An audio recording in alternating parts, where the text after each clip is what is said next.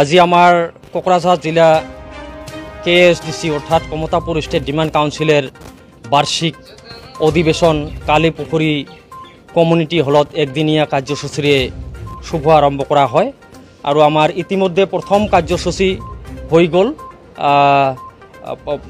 আমার ভারতীয় জাতীয় পতাকা KSDCর পতাকা আমার জাতীয় যে কৃষ্টির পতাকা শহীদ বেদিত মাল্য অর্পণ চিলারের বিশ্ব মহাবীর চিলারের প্রতিমূর্তিত মাল্য অর্পণ এইখিনি কার্যসূচী আমার হয়ে গেল। দ্বিতীয় কার্যসূচী আছে আমার সাধারণ সভা, অল্প পাছতে সাধারণ সভা আরম্ভ করা হব। আমার KLO প্রধান তথা কমতারত্ন জীবন সিং ডাঙরিয়া আর KLO KN নেতা DL কোচ ডাঙরিয়ার লগত ভারত সরকারের যে আলোচনা চলি আছে, শান্তি আলোচনা চলি আছে। ইতিমধ্যে 7 বার আমার আলোচনা হয়ে গেল, কিন্তু আলোচনা হল যদিও চুক্তিপত্র হওয়া নাই। আর এই চুক্তি যে শান্তি চুক্তি যাতে অতি শীঘ্রে যাতে সমাপ্ত করা হয়, এইখিনি আমি KSDC অর্থাৎ কমতাপুর স্টেট ডিমান্ড কাউন্সিলের তরফে থাকি রাইজের মাজত আলোচনা করি সরকারক যাতে আমি হেঁচা দিয়া বাধ্য করবার পাং।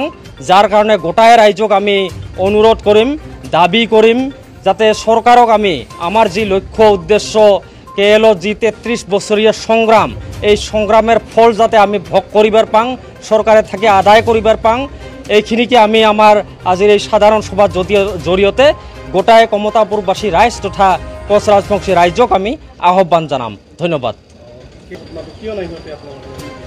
নাই তার মানে KLOর গোটায় সদস্যগিলানে আমার লগত আছে, হয়তো 2-1জন কিবা কাৰণত নাথাকিবাৰ পায়, এইটো তেওঁলোকৰ ব্যক্তিগত কথা, আমার এটা ব্যক্তিগত কথা, কিন্তু আমার লগত গোটায় KLOর সদস্য আছে। আজি আমার KLOর অবজারভার হিসাবত বেঙ্গলের থাকি কালিয়া বর্মনক দায়িত্ব দিছে। ইতিমধ্যে আমার তিনালি পর্যন্ত আহি পাইছে, আহিবই অলপ পাছতে আমার এই কার্যসূচী আসিয়া অংশগ্রহণ করব। আমার গোটাই KLOর সদস্যগিলান আমার লগত জড়িত হয়ে আছে, আমাক সাপোর্ট কৰি আছে, সমৰ্থন কৰি আছে। কিন্তু হয়তো 2-1জনে কিবা কাৰণত যদি ফালৰি কাটি আছে, আঁতৰি আছে, আমি আহ্বান জানাম যে যেহেতু তেওঁলোকে আন্দোলনটো কৰছে, আমি তেওঁলোকৰ লগত সহযোগ কৰাৰ কাৰণে আগবাঢ়ি আহিছোঁ।